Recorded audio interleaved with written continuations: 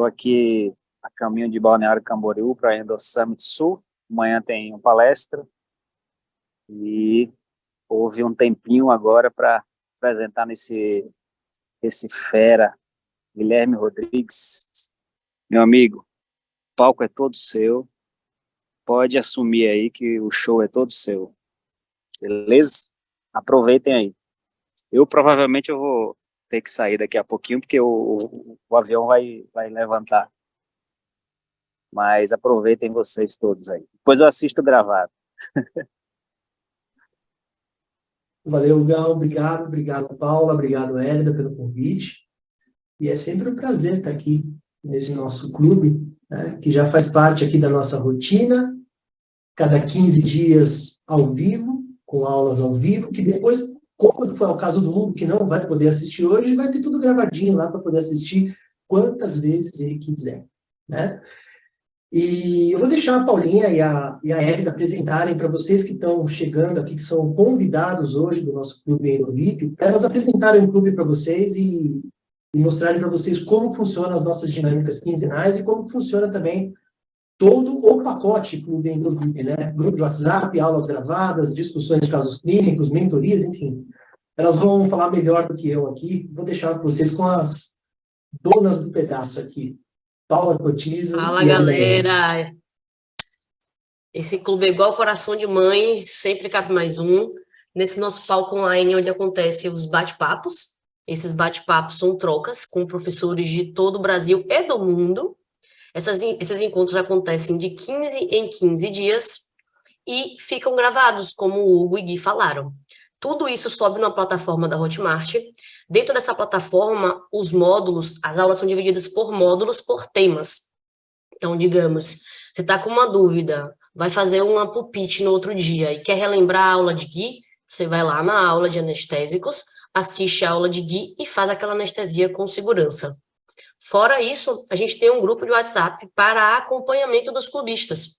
Funciona como se fosse, eu lembro que Fausto falou, como se fosse uma rede de apoio, daquelas mesmo que pegam na sua mão.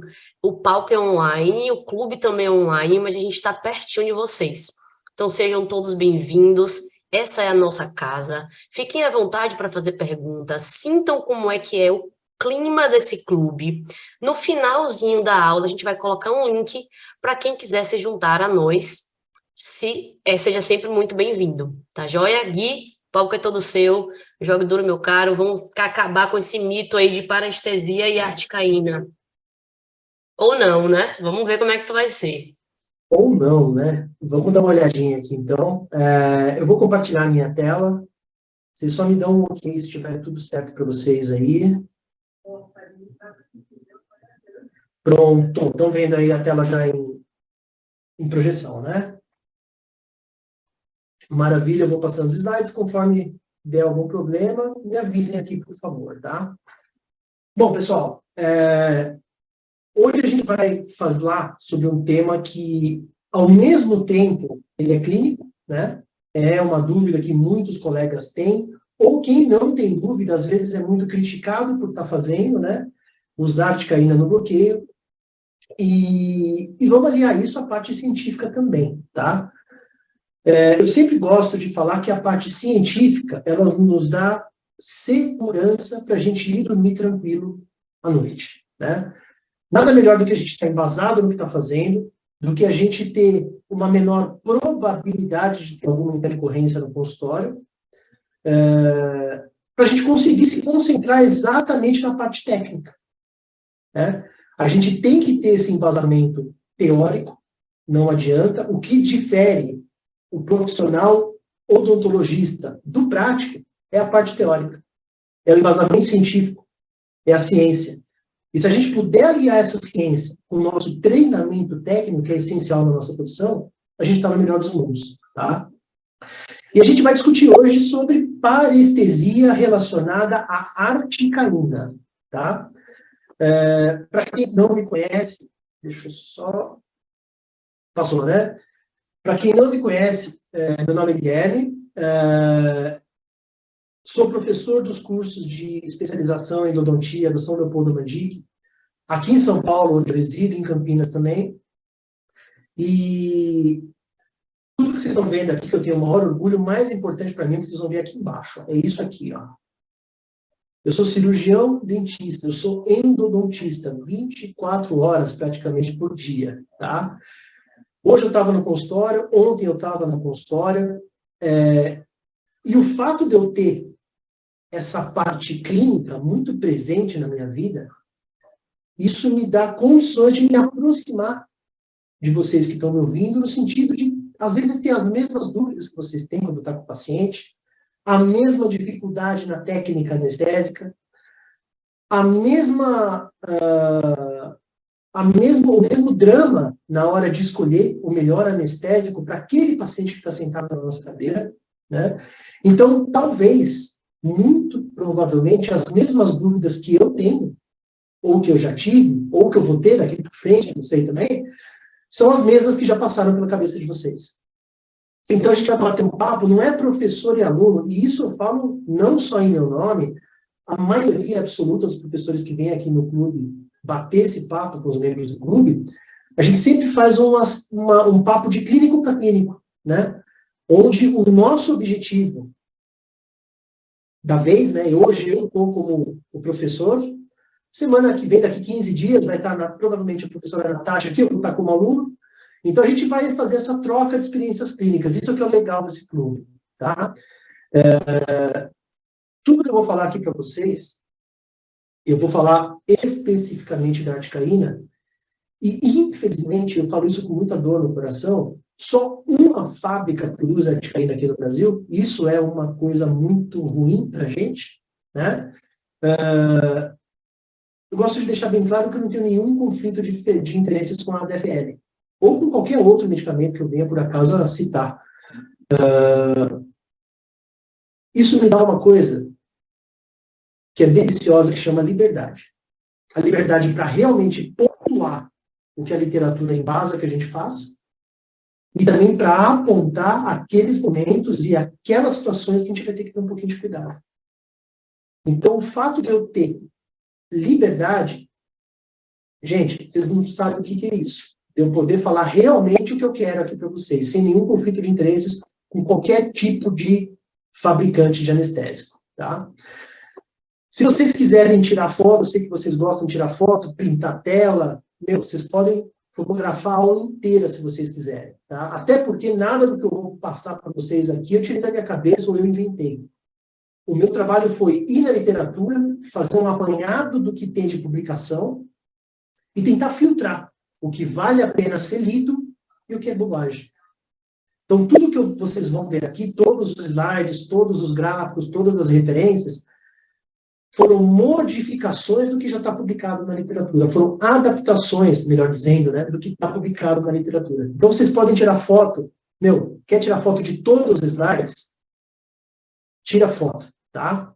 Não tem problema nenhum. Se forem postar no Instagram, dá uma ajuda para o clube, dá uma ajuda aqui para o professor também, para fazer com que o maior número de pessoas tenha acesso à informação. Pessoal, usem as redes sociais de uma forma inteligente.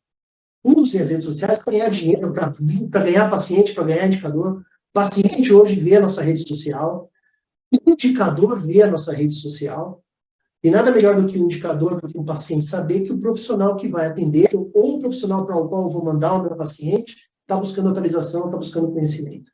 Tá? Então, utilizem as redes sociais. Eu sei que é gostoso pôr foto ali da feijoada no sábado, eu faço muito isso também, tá? Ok. Mas saibam usar isso com inteligência, tá bom? Utilizem esse tempo que a gente perde no celular para tentar reverter um pouquinho para a gente, tá? E para a gente começar a falar de parestesia, uma coisa que a gente tem que ter em mente, normalmente quando eu dou aula sobre soluções anestésicas, eu vou mais a fundo nessa parte, hoje eu vou só citar o que vai ser importante para a gente tem que imaginar a nossa cabeça, o nosso crânio, como um emaranhado de terminações nervosas ligando as nossas estruturas ao sistema nervoso central. É como se tivesse um monte de fiozinhos de eletricidade que ligasse o periodonto, que ligasse os dentes, que ligassem os tecidos ao nosso cérebro.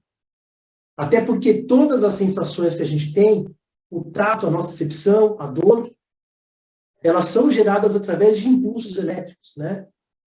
Esses impulsos elétricos nosso cérebro reconhece e interpreta e devolve essa sensação para a gente. Às vezes o toque, às vezes a dor, às vezes a parestesia.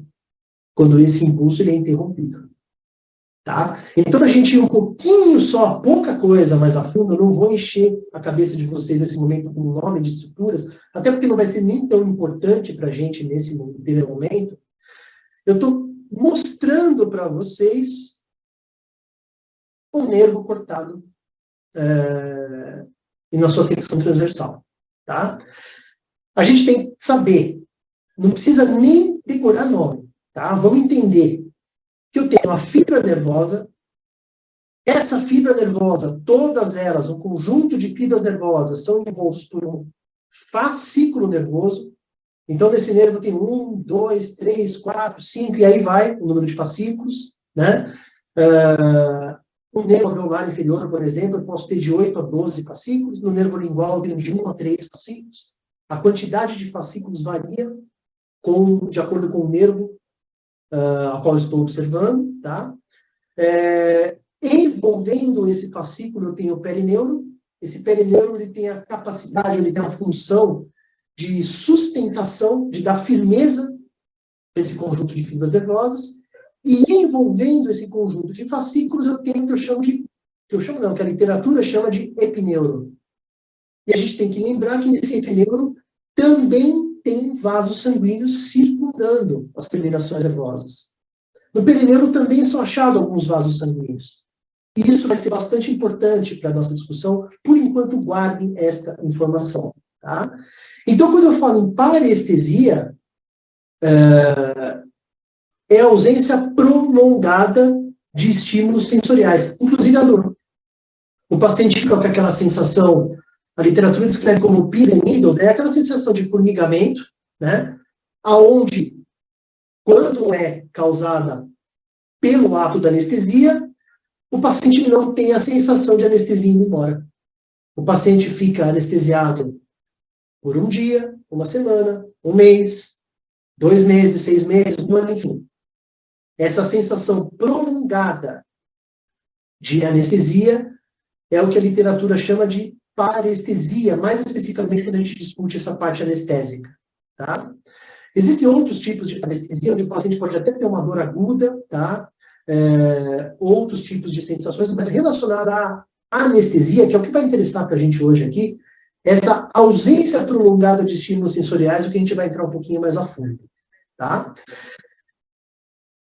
Para fazer essa aula, e eu acho que a gente, quando vai fazer uma aula de um tema novo, onde não tem, talvez, em livros, não tem uma coisa já pronta para a gente adaptar para uma aula, a gente vai para o PubMed ou para qualquer outro buscador de artigos científicos. Né?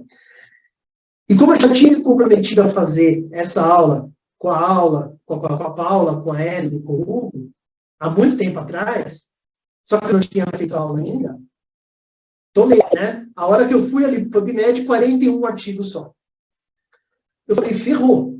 Como é que eu vou entregar uma coisa de qualidade para o Clube Endo VIP, que eu acompanho o clube desde quando começou a ser o Clube Endo VIP, né? Vocês tiveram aquela fase anterior, que era um grupo de fechado, que até a Ellie daqui, provavelmente no final, vai contar essa história de como o clube começou, né?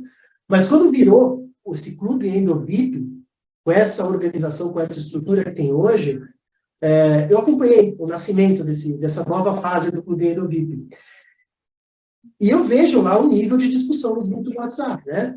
São professores dando opiniões em casos clínicos, são professores, às vezes, perguntando opiniões em casos clínicos de consultório, aquelas aulas fantásticas de tomografia que a Luciana e a Vanessa dão para a gente, pelo WhatsApp, né? Que é um brinde para todo mundo que faz parte desse clube.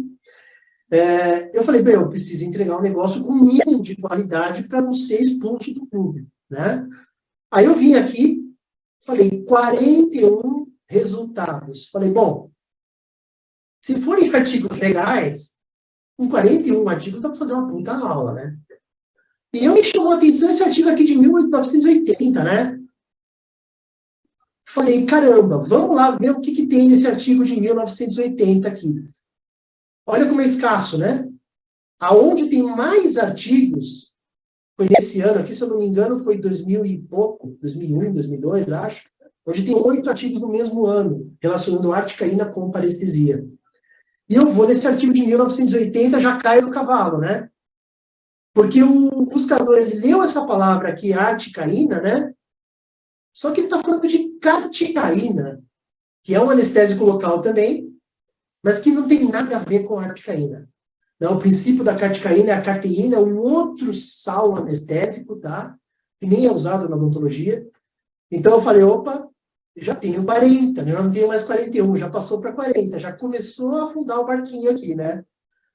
Eu vi já não contava mais com esse artigo de 80, que eu achei até estranho, né? O uso da articaína, ela se popularizou pertinho ali da virada do ano 2000, né? Mas na Europa ela já era utilizada há décadas atrás. Então poderia ser de articaína, mas não era nesse tipo de caso, tá? Eu vim para esse ano de 95, aonde eu consegui achar a primeira publicação, aí sim, relevante, relacionando articaína com parestesia, tá? Guardem bem esse nome aqui, ó, Daniel Haas, tá? Que vocês vão ouvir muito falar dele durante a nossa aula, tá? Ele é um pesquisador canadense, e ele fez um estudo retrospectivo de 21 anos de relatos de parestesia após anestesia local. Tá? Como que o Daniel idealizou a condução, a metodologia desse artigo? Tá? Eles foram num centro, numa seguradora, na verdade, canadense, onde chegam as notificações de intercorrências em consultórios odontológicos, e eles pegaram aqui relatos de parestesia de 1973 a 93. Então, são 20 anos de relatos de parestesia associados a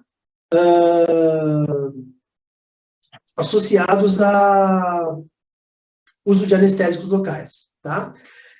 Para evitar trauma cirúrgico, porque a gente sabe que a parestesia ela pode ser causada por uma manobra cirúrgica, né? E aí já seria um viés enorme para esse trabalho, né? Como é que eu sei se é um anestésico? Como é que eu sei se é um procedimento que causou a parestesia, né? Eles tiraram procedimentos cirúrgicos. Então, realmente, pela metodologia deles, eles idealizaram uma maneira de realmente filtrar só casos de parestesia relacionados à injeção de anestésicos locais, tá? Nesses 20 anos, para vocês verem como a parestesia é rara, pessoal, em 20 anos, somente 143 casos, dá uma média aí de 6, 7 casos anuais, tá? Muito pouco. Para um país inteiro, o tamanho do Canadá, muito pouco, tá? E eles tentaram relacionar se essa parestesia tinha relação com a idade do paciente, com o sexo do paciente, com o calibre de agulha. Com a área afetada, ela se dava mais na parte superior, na maxila ou na mandíbula, ou com o tipo de anestésico utilizado. Eles perceberam que a idade não influencia na ocorrência de parestesia, tá? Tanto faz o paciente ser mais jovem ou mais idoso, não vai ter influência. Homem e mulher têm incidências iguais de parestesia, o número de ocorrências é muito semelhante. Calibre de agulha, né? Agulha com gauge 30 ou com gauge 25 ou 27, vocês têm o mesmo índice de ocorrência de parestesia, não é um fator que influencia. A área afetada, eles perceberam a primeira diferença. O que eles perceberam? Que 100% dos casos, pelo menos daqueles relatos que eles coletaram da seguradora, lá de Ontário, no Canadá, ocorreram no arco inferior.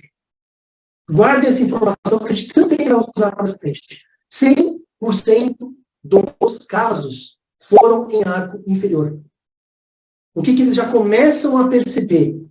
Pô, parestesia relacionada ao anestésico não está na maxila. Não está na infiltrativa, não está na postura. Eles já começam a delimitar uma área de incidência maior, que é a área inferior. Ok? E em relação ao tipo de anestésico, e aí vem uma coisa que realmente muda todo o curso da história em relação à parestesia relacionada a anestésicos, eles perceberam uma incidência maior de parestesia quando se utilizava anestésico a 4%.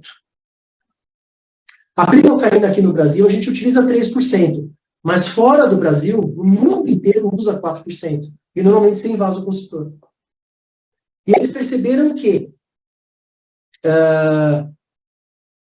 em média, o risco de parestesia era um caso a cada 785 mil anestesias, e quando a gente usava ou a articaína ou a prilocaína, que são anestésicos com concentração 4%, teria-se um índice maior de parestesia, acima da média encontrada normalmente.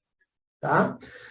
E esses grupos, eles diferiam estatisticamente dos outros grupos em relação à incidência. Então, por esse artigo, a comunidade científica, num primeiro momento, concluiu que realmente a articaína e a prilocaína, anestésicos a 4%, poderiam ter uma toxicidade nos nervos mandibulares, né? 100% de ocorrência na mandíbula. Então, os anestésicos a 4%, por ter uma concentração maior, seriam neurotóxicos aos tecidos nervosos, tá? Como a gente vai fazer um vai e vem, tá? E o meu mestre, Ruiz Atu, ele me deu um Moleskine, que é um caderninho que a gente usa para anotar coisa importante. A gente vai anotar aqui também para ninguém se perder no meio do caminho, tá? E no final vocês vão ter um resumo da aula aqui para vocês guardarem com vocês. A gente está falando sobre articaína e parestesia, tá? O primeiro artigo que a gente viu foi do Daniel Haas, onde na mandíbula era maior incidência de parestesia, e nesse levantamento que ele fez, a maioria das parestesias era no nervo lingual, não era no nervo alveolar inferior. Olha outra informação importante aqui para a gente. A maioria, nesse levantamento que o Daniel fez, 20 anos, independente do tipo de anestésico que você use, se é parestesia, é nervo lingual. Raramente vou ter nervo mandibular, alveolar inferior, desculpa, envolvido, tá? Já me chamou a atenção isso. E as soluções a 4% talvez teriam um nível de toxicidade maior. Se vocês forem ler a conclusão, e o finalzinho ali, o último parágrafo da discussão do artigo do Haas, ele fala que teria necessidade de estudos clínicos, né? Ele fez um estudo somente no Canadá, né? Em Ontário.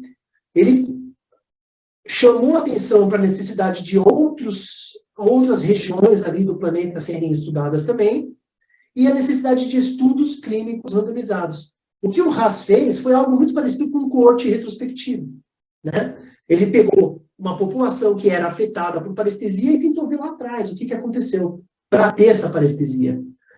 Só que quando a gente quer uma evidência científica, de preferência, não que o coorte não tenha valor, tem o seu valor e eu acho muito importante, mas nada melhor do que um ensaio clínico randomizado reprodutível, para a gente ter uma gama de ensaios clínicos para realmente ter uma evidência científica se realmente a articaína ou os anestésicos a 4% causam mais parestesia. Aí eu fui atrás do ensaio clínico randomizado. E o primeiro ensaio clínico randomizado que eu achei foi do cara fraquinho aqui, ó, Malamed, né, Stanley Malamed. Entende nada de anestésicos, né, o papa da anestesiologia mundial, pelo amor de Deus. E ele fez um ensaio clínico randomizado. Só que como ele é o Malamed, o cara não fez barato não, né? O cara já meteu logo 3 ensaios num partido só. Né? Já que precisa de ensaio clínico randomizado, vamos fazer logo 3. Porque a gente vai ter um ensaio multicêntrico, feito na Europa, em alguns países da Europa, acho que foi no Reino Unido, se não me falha a memória, e em 19 cidades dos Estados Unidos. E esses 3 ensaios clínicos randomizados totalizou 1.325 pacientes anestesiados com articaína e anestesiados com lidocaína. Então, ele tinha um número amostral enorme, um número amostral excelente. E ele pesquisou os efeitos adversos 24 horas depois da aplicação dos anestésicos. Então, os pacientes eles eram contatados 24 horas depois da anestesia e depois do intervalo de uma semana, para verificar a ocorrência não só de parestesia, mas como de qualquer efeito adverso. O que ele percebeu? Olha como já mudou a coisa, né? No grupo dos pacientes que foram anestesiados com articaína, não vou nem falar dos outros efeitos adversos, que foram baixos também, tá? Vamos focar só no que interessa para a gente, que é a parestesia. 8 casos somente de parestesia, em 880, quase 900 casos, pessoal. Dá 1% isso daí. E, curiosamente, nos pacientes que foram anestesiados com lidocaína, 2%, 5 casos. 5 casos. Agora, vamos ver o que ele discute no artigo. E o interessante dos artigos são as discussões, além das tabelas. 5 casos no grupo de articaína e 1 caso no grupo da lidocaína, eles não ocorreram no dia do procedimento.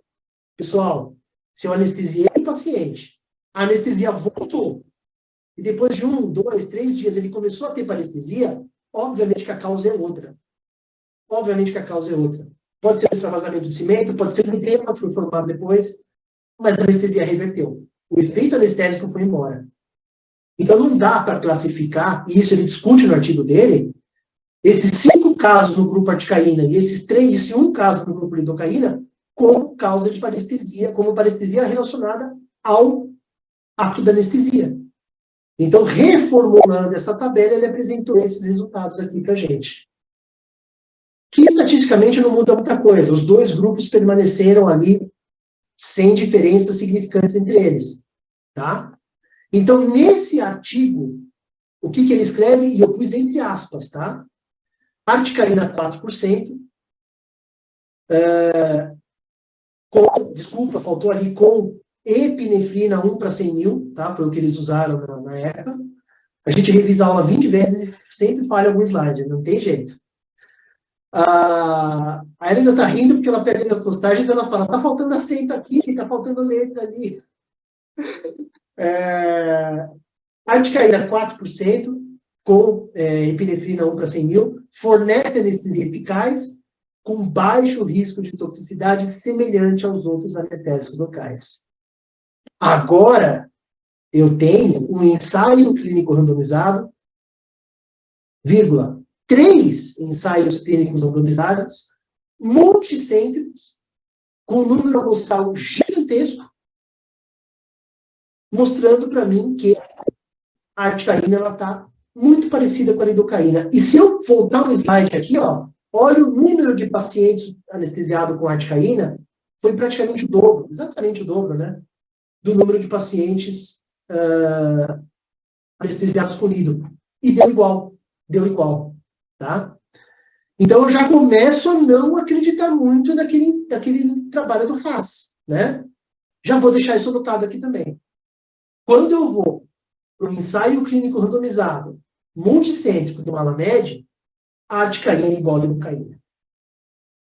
Tá?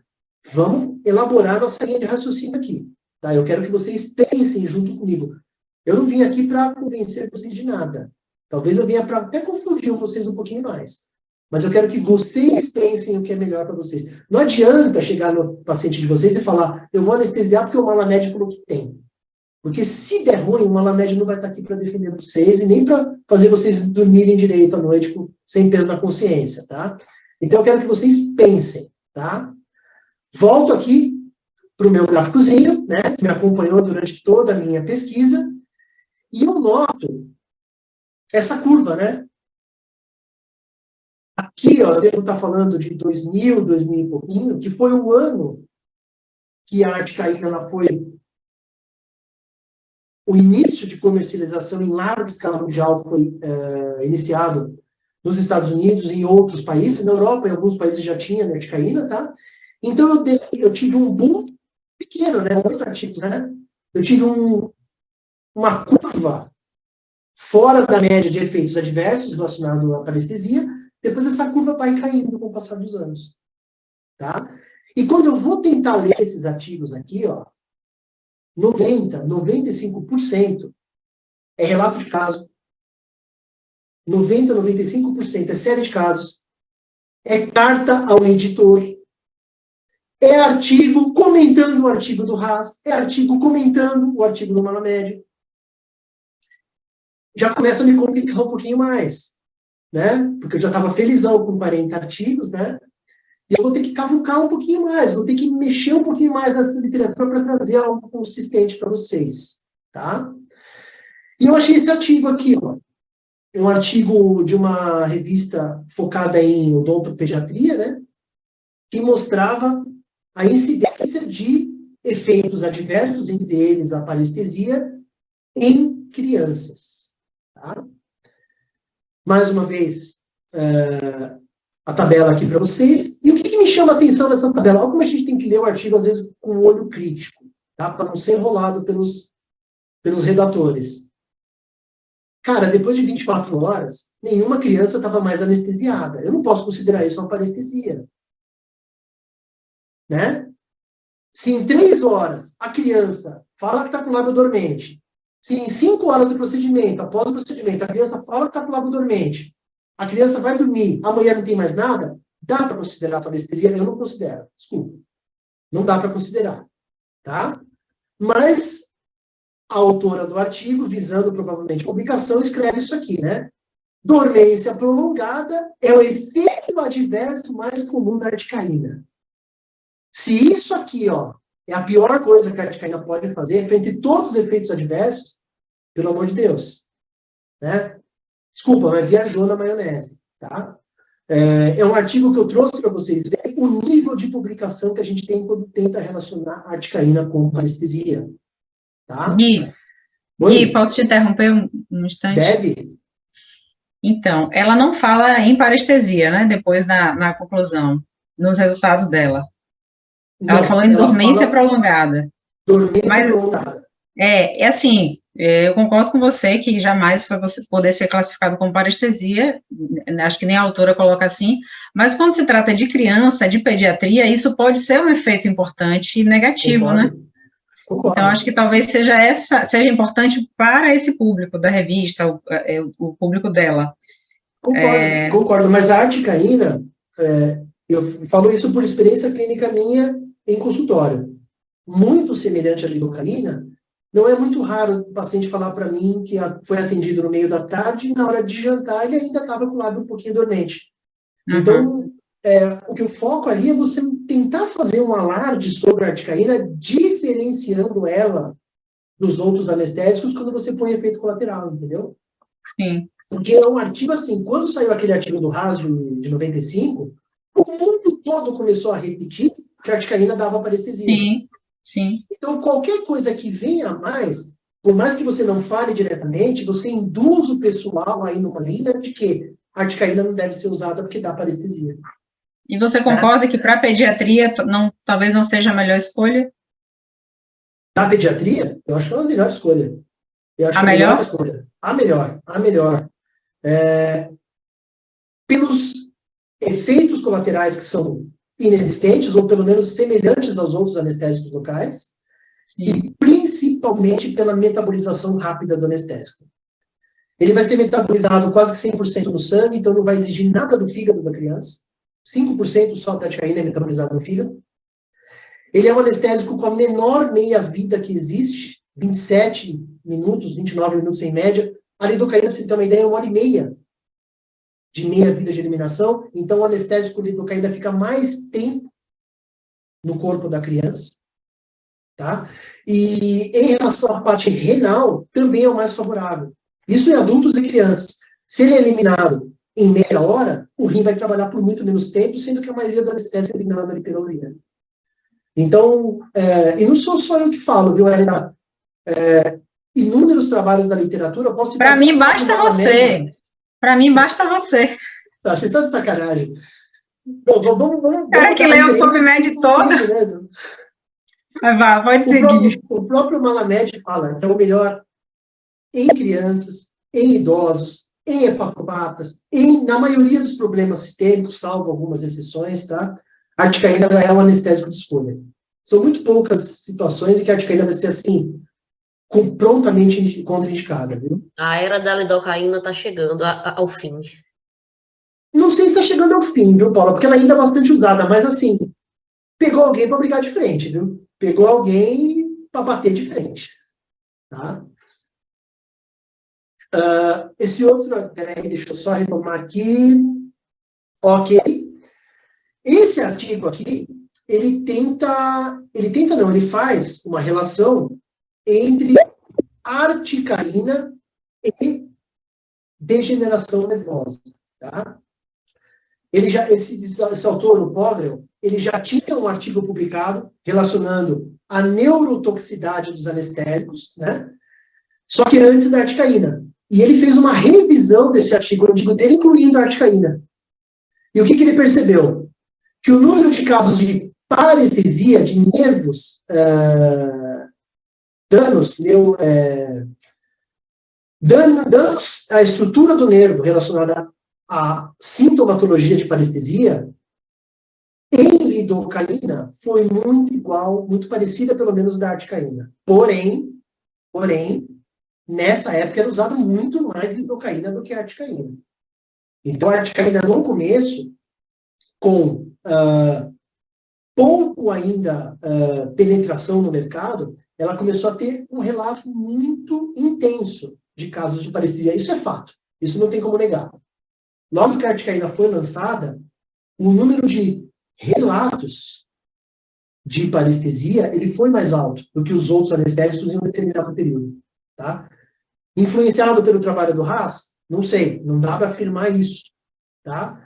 Mas se a gente for pensar nisso, vem outro trabalho do Haas. Sabe o Haas, aquele que falou que precisava de ensaio clínico randomizado, multicêntrico? Ele resolveu fazer a mesma coisa que ele tinha feito antes. Ele foi de novo na seguradora, é isso mesmo, Paulinha.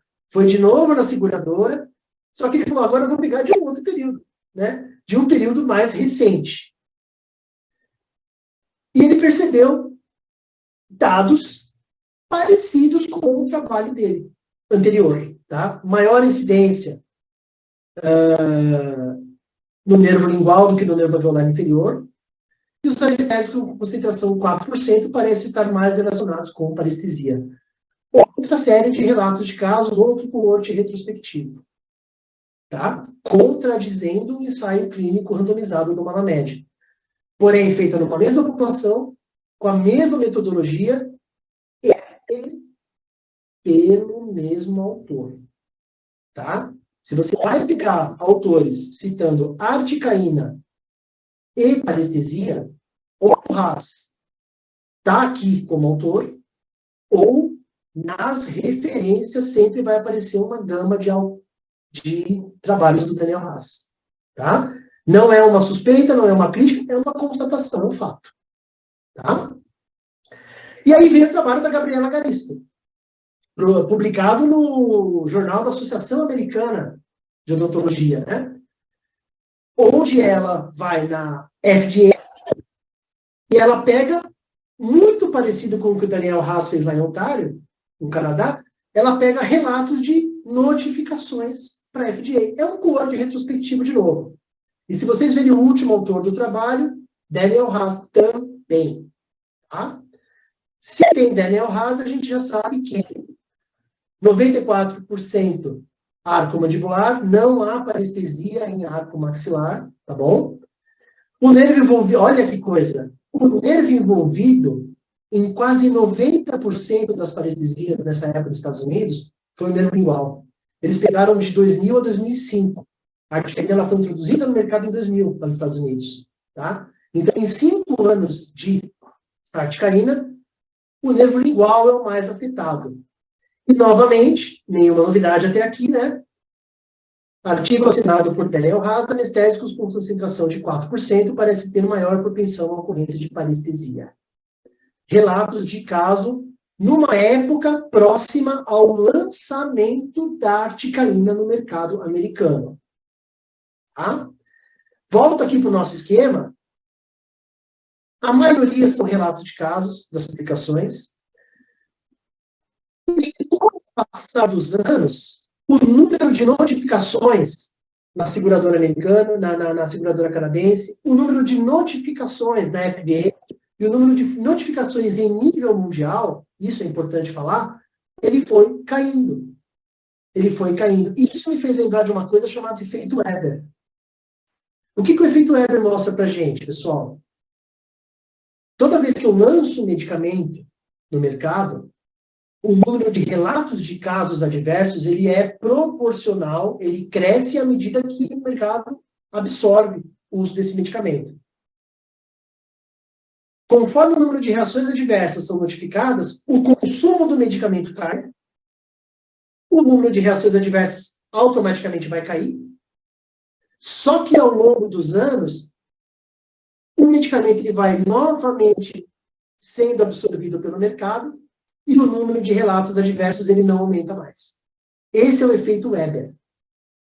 Todo medicamento que é lançado, no primeiro momento, obviamente, eu vou ter um maior número de relatos. É uma coisa que está sendo testada. Depois que o medicamento é lançado, depois que o anestésico é lançado, existe uma etapa da liberação de medicamentos que chama farmacovigilância, que é onde os efeitos colaterais em uso em larga escala vão sendo monitorados. E o efeito Weber, eu falei, isso vale para qualquer medicamento, pessoal. Para qualquer. A gente teve um exemplo claro aqui que todo mundo já tem na memória. Quando a gente começou com a vacina de Covid, todo mundo começou a relatar efeito colateral da vacina de Covid para a Anvisa.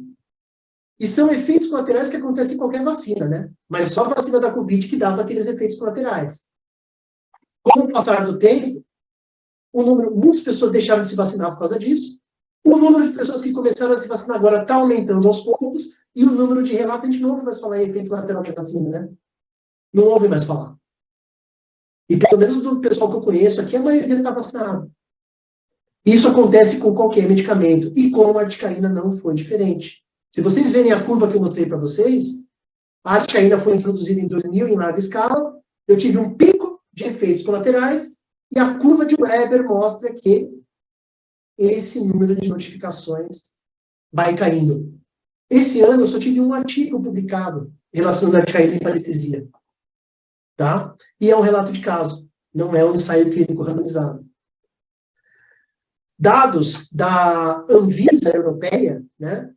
European Medicines Agency, fala que o uso de articaína em 100 milhões de pacientes, você não tem evidências para restringir o uso. Não existe uma técnica que a anestesia articaína seja proibida. Tá? Mas a articaína é mesmo neurotóxica? Eu tenho dados que mostram que ela pode ser, né? O Daniel Haas falou isso pra gente. E eu tenho uma Malamed falando, ó, usa aí que não tem problema. Eu quero saber se a articaína é realmente neurotóxica. E aí, quando a gente vai para a literatura, todos os anestésicos locais são neurotóxicos. Eu acho engraçado, né? Porque eu vejo a pessoa falar, eu não uso articaína em bloqueio, porque vai dar parestesia. Ah, o que você usa? Ah, eu uso a prilocaína. Que no trabalho do Daniel Haas também dava, né? E em trabalhos mostram que ela é até mais neurotóxica do que a articaína, né? Mas se todos os anestésicos locais são neurotóxicos, será que a arte é o pior deles? Ah, vamos para a literatura. Não tem outro jeito de descobrir isso se não for com trabalho in vitro. Aí não tem jeito. Tá? Eu sei que muita gente critica trabalho in vitro, fala que o nível de evidência é baixo, mas como é que você vai medir neurotoxicidade se não for in vitro? Não tem como. Tá? Então eu tenho que ir para trabalho in vitro. E esse trabalho é um trabalho que eu adoro. Tá? Que ele compara os efeitos tóxicos da anestesia, ele pega uma série de anestésicos, e ele vai em células indiferenciadas de neuroblastomas. Células nervosas. Olha os anestésicos que o cara testou aqui, pessoal. Todos, né? Todos que a gente usa na odontologia e até a ropivacaína que a gente nem usa na odonto. E ele aplicou, deixou em contato por 20 minutos esse anestésico com as células nervosas. E o que ele queria saber? Depois de 20 minutos, qual o grupo que matou mais células nervosas? E aí eu tenho uma direção para demonstrar qual anestésico é mais neurotóxico. E olha a conclusão do cara. A lidocaína deixou muito menos células nervosas vivas do que a articaína, com diferença significante entre os grupos. Então, se eu pegar a lidocaína e a articaína e utilizar pelo mesmo tempo numa célula nervosa, a probabilidade dessa célula morrer é muito maior se eu usar a lidocaína. Guilherme, mas não foi isso que o Haas falou. O Haas falou que os anestésicos a 4% são neurotóxicos e a lidocaína que a 2% não é. Você está usando os dois aí com a mesma concentração. Concordo. Concordo. Nesse trabalho aqui, baixa toxicidade de articaína. Aí eu vou num outro trabalho que faz mais ou menos o mesmo tipo de metodologia, só que ele usa 2% e 4%. Agora eu quero ver mesmo como é que funciona o negócio. E ele pega a lidocaína pura e a articaína pura, como fez o trabalho anterior que eu mostrei para vocês. E ele vai na mesma célula de neuroblastoma, tá? Ele deixa por um período menor, se eu não me engano, eu não coloquei aqui, mas acho que são 5 ou 10 minutos. Eu sei que é um tempo menor do que o trabalho anterior. E olha o que ele acha. Lidocaína e articaína, 2% e 4%, igualmente neurotóxicas, sem diferenças estatísticas entre os grupos. Enquanto ele vai para a lidocaína pura e a articaína pura, a lidocaína é muito mais neurotóxica. Corroborando os dados do trabalho anterior. Então, a articaína é mais neurotóxica do que qualquer outro anestésico local, desculpa. Até que me mostre uma literatura que fale isso, não dá para eu acreditar, pelo menos.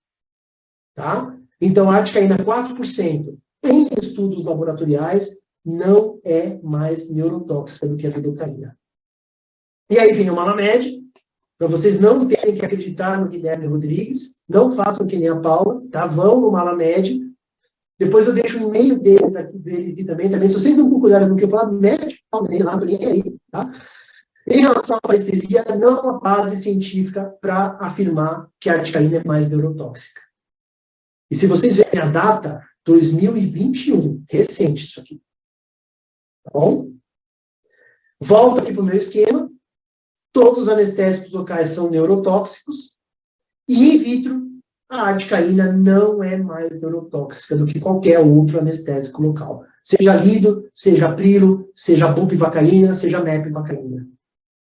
A neurotoxicidade, ela é inerente a todos, sem exceção, anestésicos locais. Todos os anestésicos locais, eles têm um grau de neurotoxicidade.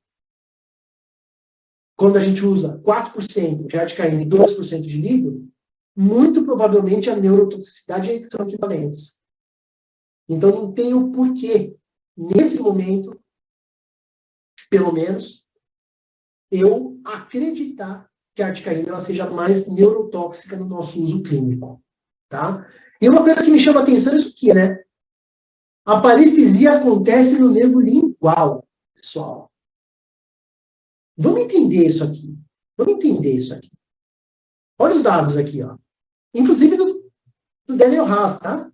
Garisto aqui, ó, Gabriela Garisto, que é um trabalho do Haas também, tá? Eles mostram que quando o paciente relata parestesia, é o nervo lingual que está envolvido. Não é o nervo alveolar inferior. Vamos ver aqui a anatomia, pessoal. Eu vou mostrar isso aqui para vocês com calma. Eu não sei como é que vai ficar aí na transmissão do Zoom, tá? Mas para mim está perfeito. Quando a gente vai fazer a alveolar inferior, a gente não toma como base os pré-molares do lado contralateral. Eu vou localizar para vocês aqui o alveolar inferior, vou localizar o lingual para vocês onde é que ele está, centralizar aqui um pouquinho, e eu vou tentar simular o caminho que a nossa agulha faz, ó. Deixa eu tirar o mouse aqui da frente, peraí. Vamos lá. Estou caminhando com a agulha. Olha como o nervo lingual, ele está ali no meio do caminho, ó, o nervo lingual esse aqui, ele está no meio do caminho do alveolar inferior. E isso o paciente de boca fechada. Se o paciente abre a boca, esse nervo lingual estica de um jeito que ele fica firme, ele fica rígido, que se a agulha bater nele, ela perfura, ela traumatiza. Quando a gente vai fazer, isso é o primeiro dado, tá? O nervo lingual, vamos colocar isso aqui na cabeça, o nervo lingual está no meio do caminho da minha agulha quando eu faço técnica de bloqueio do nervo alveolar inferior. Outra coisa para a gente pensar. Eu estou aqui tentando fazer a técnica de bloqueio. A minha agulha avança. O que eu coloco normalmente perto do nervo lingual, pô, 1/5 do tubete ali. Aí eu avanço a agulha e eu coloco, descarrego o tubete ali, no alveolar inferior. Por que que no nervo lingual vai dar mais parestesia? Se a neurotoxicidade da articaína, e essa concentração de articaína que a gente usa é muito maior no nervo alveolar, por que que a parestesia dá no lingual? Se a articaína está toda ali no nervo alveolar. Não tem sentido falar que é neurotoxicidade, pessoal. Não tem sentido. Muito provavelmente, aí me faz pensar dessa maneira, se o nervo lingual, o paciente com a boca aberta, ele está rígido, ele está tenso, a minha agulha penetra nesse nervo, e se eu colocar anestésico dentro do fascículo nervoso, seja com AT, seja com lido, seja com prilocaína, o paciente vai ter parestesia no nervo lingual. Trauma de agulha, pessoal. Trauma de agulha. Aí eu vou nesse trabalho da literatura que vai me mostrar o nível de farpa de agulha após o uso. Olha que legal esse trabalho. Ele pega 25 agulhas de alunos de pós-graduação e 25 agulhas utilizadas por professores, depois do bloqueio do nervo alveolar inferior. Então, 25 alunos de pós-graduação vão lá, faz a anestesia do paciente do alveolar inferior, dá agulha para o pesquisador. E 25 professores também, para você não ter essa disparidade, né? Às vezes o professor tem um pouco mais de técnica, o aluno não. Vai eliminar esse viés. Vai fazer microscopia de varredura. O que eles vão encontrar? Farpas na ponta da agulha na hora que ela bate ali no osso, na técnica do bloqueio alveolar inferior. Essas farpas, elas podem estar para fora, essas farpas, elas podem entrar para dentro.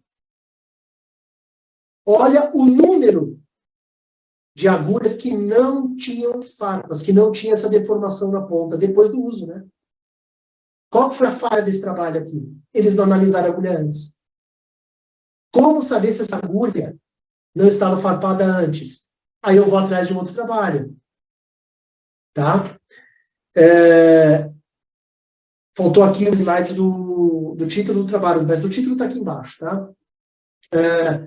90 agulhas de 6 marcas diferentes. Já é um número a mostrar um pouco maior, e agora com 6 marcas diferentes. Aí sim, faz a microscopia antes, para ver que ela não tem farpa. As que tinham farpa eram descartadas do estudo. O mesmo pesquisador fazendo esse bloqueio mandíbula de porco, tá? Eu estudo em animais. Faz do lado direito com 45 agulhas, faz do lado esquerdo com 45 agulhas, para evitar o viés também de do lado esquerdo deformar mais que o lado direito. E aí eles vão fazer microscopia para ver se teve deformação de agulha e, olha que legal, eles vão analisar se teve injúria no nervo depois da aplicação do anestésico. Olha que legal, pessoal. As agulhas entraram sem farpa.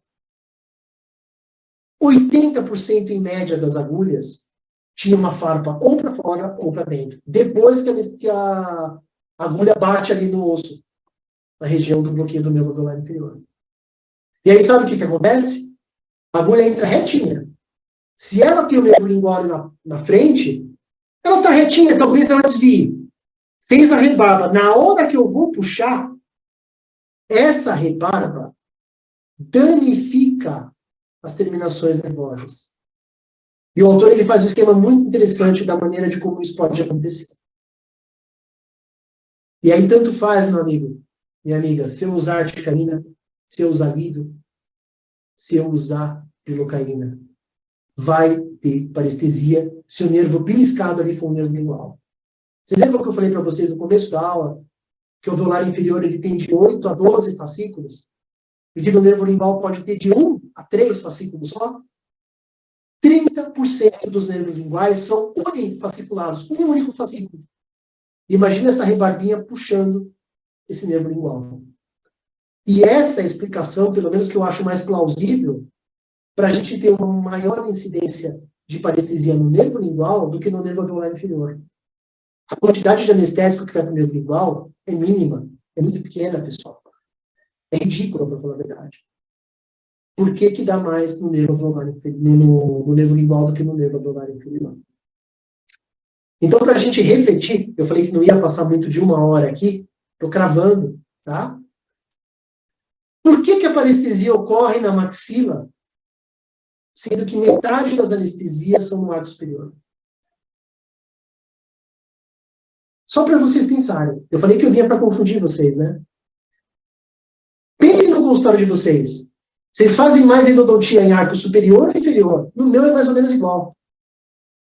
Eu uso articaína nos 2 arcos. Por que que na maxila você não tem relato de parestesia? Ou se tem em um caso isolado? Outra coisa para a gente pensar.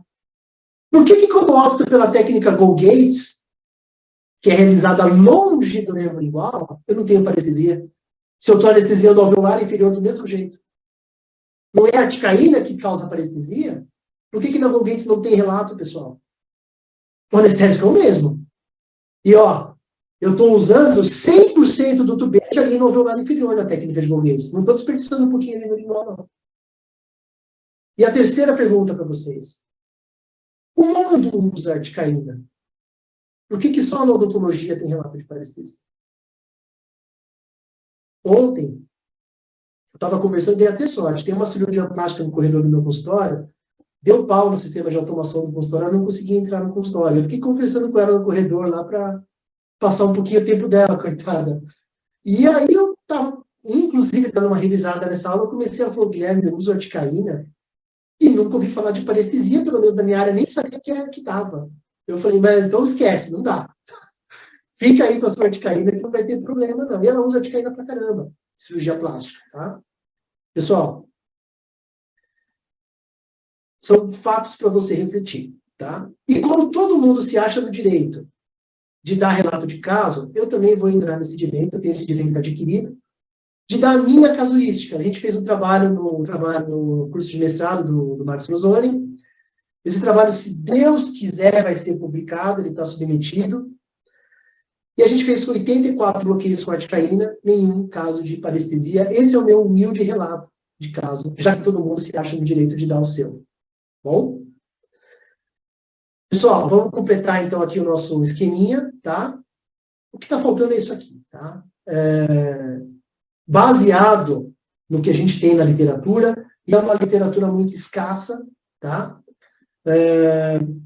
Tudo leva no sentido de que muito provavelmente o trauma de agulha é o responsável pela grande maioria das parestesias quando acontece na nossa anestesia odontológica, tá? Tomem cuidado com a literatura, tá? A gente tem que evitar 2 tipos de erro. Primeiro, começar a falar bobagem, né? Começar a falar uma coisa que não acontece, todo mundo ao redor acredita, e aí você muda todo aquele ambiente ao seu redor. Esse é o erro de tipo 1, que a literatura mostra pra gente, e o erro de tipo 2, né? Que é menos grave, que é você deixar de afirmar algo que é verdadeiro. Se a gente está na dúvida, não vamos começar a falar se a articaína dá parestesia ou não, que senão é erro tipo 1, que é o mais absurdo que pode ter. Tá bom? E eu faço aqui um convite para vocês, eu tomei a liberdade de mostrar um pouquinho o clube aqui por dentro, tá? Onde vocês que vão, com certeza, vir com a gente nessa empreitada do clube, vocês podem ver o número de aulas que tem aqui, tá? E o grau de professores, né? Nós temos aqui Alessandro Coelho, professora Natasha, Marco Húngaro, enfim, peraí que eu passei aqui, não era para passar, porque o mais importante não veio, né? Desculpem, vai passar tudo de novo, mas eu vou falando aqui do clube, que para mim é um prazer falar desse clube, né? Nós temos aí uma gama de professores que estão com a gente aqui. A Paulinha, com esse caderninho, quando ela vai em congresso, é terrível, ela sai a caça de professores para dar palestras para a gente aqui. Normalmente ela consegue, ela é muito boa de chaveco, né? Então, ela consegue convencer os professores a ajudarem o clube aqui para a gente. Essas aulas, elas ficam gravadas. Aqui, ó, olha o nível do cara. Alessandro Coelho, pessoal. Pô, eu posso assistir essa aula quantas vezes eu quiser. Eu quero deixar o meu grandão, pô, feio pra caramba. Eu vou deixar ele pequenininho de novo aqui. Essas aulas têm slides, tá? Essas aulas, elas estão bem completas, separadinhas em tópicos. Eu posso ver... Pô, quero ver a aula do Alê todo dia. Eu vou ver a aula do Alê todo dia até eu cansar. Tá? e eu trago tudo isso aqui para a clínica, tá bom? E eu deixo com vocês aqui o convite para a nossa 11ª turma do curso Medicando e Anestesiando em Odontologia. Essa turma vai se iniciar na próxima terça-feira, dia 15, uma semana certinho, tá? O pessoal que está inscrito, olha que legal, já está fazendo o curso pré-gravado. A gente tem o que eu chamo de pré-cursos, que são quase 30 aulas. Parecido com o clube, viu, Paulinha? Só que não tem o nível de gabarito dos professores que vocês têm. Todas as aulas ali são comigo, tá? Mas são 30 aulas pré-gravadas, onde os alunos que já estão inscritos e vão começar a ter esses módulos ao vivo comigo, eles já estão, sim, embasando, eles já estão tendo conteúdo. E essas aulas, elas vão ficar depois do término do curso, a gente vai até outubro, mais ou menos, tá? Os módulos estão aqui para vocês verem. Depois do dia 10 de outubro, 6 meses, essas aulas também vão ficar gravadas para ver e rever quantas vezes precisar. Tá bom? O nosso módulo ao vivo são às terças-feiras, 8 horas da noite, mais ou menos 1h30, 2 horas, dependendo do assunto. Antibióticos normalmente vai um pouquinho mais, anti-inflamatórios também vai um pouquinho mais, a gente chega até 3 horas de aula, até conteúdo pra caramba, se vocês verem carga horária aqui, dá um conteúdo legal para vocês. E além disso, a gente tem um grupo exclusivo dos nossos alunos, dos outros cursos também, de todas as turmas a gente está no grupo só, tem alguns membros aqui do grupo no PIP que também estão lá no grupo com a gente. Disponibilização de artigos, tá? Inclusive os artigos dessa aula, se vocês precisarem de algum, obviamente que eu tenho todos aqui no meu computador, eu não iria ter a cara de pau de falar com vocês de algum artigo que eu não tivesse lido, tá? E pagamento em 12 vezes, pessoal. 12 vezes. Pelo amor de Deus, é um cinema que vocês deixam de ir, um cinema que vocês deixam de ir por mês, vocês fazem um curso com conteúdo para o resto da vida. Eu dou aula também de curso técnico, eu dou hands-on, eu dou aula de limas, eu dou aula de técnica, porém, a lima que eu dou aula hoje, e isso eu falo para o Fernando, que é o cara que eu faço parceria, né, o dono da Unívio, eu falo para ele, Fernando, eu estou dando essa aula aqui, eu não sei nem se daqui 5 anos, 10 anos, a pessoa vai estar usando. O mercado é muito cíclico, mas farmacologia é para o resto da vida. Farmacologia é para o resto da vida. Aprendeu hoje, você vai usar o resto da sua vida. Então, na minha opinião, é um investimento, não é um gasto. É investimento. Vocês estão investindo em vocês, tá? Para todos os alunos inscritos no nosso curso, apostila gratuita, com todos os assuntos do curso, tudo divididinho aqui, ó. Tem 100 páginas essa apostila, não é um livrinho qualquer, não. E para vocês que estão aqui comigo, depois a gente vai deixar o link aqui para vocês.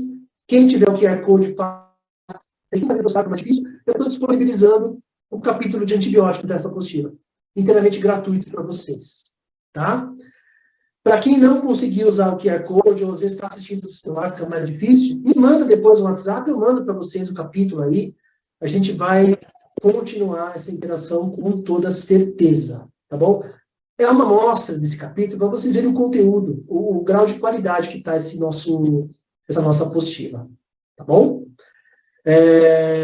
Eu deixo aqui meus contatos, deixo o meu Instagram, tá? Esse telefone, eu sempre gosto de falar que ele não é telefone do consultório, é o meu telefone pessoal. Esse aqui, ó, tá aqui. Mandou mensagem, vai cair aqui para mim. Onde eu posso, muitas das vezes, ajudar vocês até em tempo real. Você está com o paciente na cadeira lá, Gui, o paciente está tomando isso. O que eu anestesia o cara? Pô, faz isso. Se eu tiver online ali, eu já respondo na hora para vocês. E as respostas sempre em sessão única. Tá bom? Não vou usar hidróxido de cálcio na resposta, não. Fica tranquilo. Tá bom? Pessoal, para quem for do clube, para quem já tiver inscrito no clube, ou para quem for se inscrever no clube hoje, a Paulinha já vai estar deixando lá um cupom de desconto do meu curso. Tá? Quem é do clube tem vantagem, não tem jeito. E eu vou passar para a Paulinha aqui o clube, o desconto, é um desconto legal, tá? Pô, Guilherme, eu quero fazer o seu curso. Pô, entra no clube aí, já vai fazer o curso com uns bons reais ali de desconto, tá? E além do curso, vai ter acesso à gama de aulas que já estão pré-gravadas ali com a Paulinha também. Tá bom? Então, entra no clube, faz a inscrição do curso, vai estar todo mundo junto aí por um bom tempo. A gente vai estar sempre junto com vocês aqui. Agradeço quem esteve com a gente até agora, tá? Vou passar a palavra agora para a Paulinha, para a Éder, que são as donas da festa aqui. para elas reforçarem o convite aí do clube aí do VIP. Gui, na verdade, eu só tenho a agradecer. Eu fiquei, assim, encantada com a aula toda. Aliás, eu não me lembro de ter assistido nenhuma aula nesses 3, 4 anos de clube com uma linha de raciocínio tão clara, como cristal. Foi como se você mostrou o tempo inteiro a gente como você construiu a sua linha de raciocínio para dar essa aula. E eu amei essa forma como você passou isso, porque me fez construir também com o meu senso crítico. Quando você, há muito tempo atrás, começou a falar sobre arte canina e sobre, na verdade, desassociar, né, a parestesia da arte canina e vice-versa, eu imediatamente comecei a usar arte canina. Hoje eu uso arte canina, maxila e mandíbula em todos os casos. Se você quiser relato de caso, inclusive, pode colocar os meus. Comecei a usar, fechei meus olhos. E assim, que eu acredito muito no seu trabalho, mas hoje eu tenho muito mais confiança, porque hoje eu vou saber explicar. Foi nítido, foi claro como um cristal. Parabéns. Você realmente, eu falei, né? O mito não é parestesia, o mito é você. Obrigado mesmo, viu, Gui? Obrigado mesmo. Acho que todo mundo que esteve aqui pôde assistir e presenciar esse show de aula que foi. O seu curso não consegui fazer, porque, como eu te falei, estava viajando, mudando de cidade, mas nessa turma, na terça-feira que vem, estarei inscrita. Vou pegar meu cupom. Quem quiser ser minha coleguinha aí do curso de Gui, faz aqui a inscrição. O link já está aqui no chat. Ele entrega tudo mesmo. Ele é tudo isso que vocês viram. Disponível, acessível, humilde, um cara que sabe muito e só tem a acrescentar, tipo assim, na nossa vida clínica e pessoal, porque hoje ele é um grande querido, um amigo nosso aqui do clube, que sempre apoiou e incentivou a gente. Se vocês estão tendo essa aula hoje, tenho certeza que tem muito dele aqui, porque ele foi um cara que falava assim, Paulinha, que coisa legal é essa que vocês estão fazendo? E a gente cansada, com coisa de rotina de trabalho, como o Gui falou, ele atendeu hoje, atendeu ontem, a gente também é clínico, senta a bunda no mocho, atende todos os dias. Eu brinco que nem comida em casa eu sei fazer mais, eu só faço endodontia. E a gente está disponibilizando essa energia para vocês aprenderem, para que essa educação continuada permaneça na vida de vocês pós-especialização, pós-mestrado, porque a gente aprende todo dia, né, Gui? Não tem Exatamente, jeito. exatamente. Ô, Paulinha, deixa eu só pedir uma licença para você. A Anaíse pôs uma Toda. dúvida aqui. Se a articaína pode ser usada em gestante e hipertenso, tá? Hipertenso, se estiver controlado, pode ser usada, tá? Se a hipertensão estiver descompensada, tem que evitar, não por causa da articaína, por causa do vasoconstritor. Tá? Aí tem outras opções sem vaso ou com a felipecina que são mais interessantes. E gestante, por enquanto, não, tá? Não que ela cause mal para a gestante, mas a gente não tem aquela robustez de artigo científico atestando a segurança da articaína em gestante da mesma maneira que a gente tem com a lidocaína. Então, a lidocaína para gestante ela é classificação B de bola, a articaína ainda é classificação C, não porque cause dano, mas porque a gente não tem ainda uma segurança científica em relação ao feto, tá? Só respondendo essas duas perguntas para não deixar a colega Anaíse sem resposta.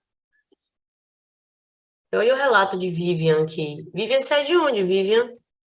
Uso articaína em todos os meus casos há mais de 6 anos. Não tenho casuística de parestesia até o momento. Sou endodontista. Parabéns também pela sua casuística, pelo seu relato.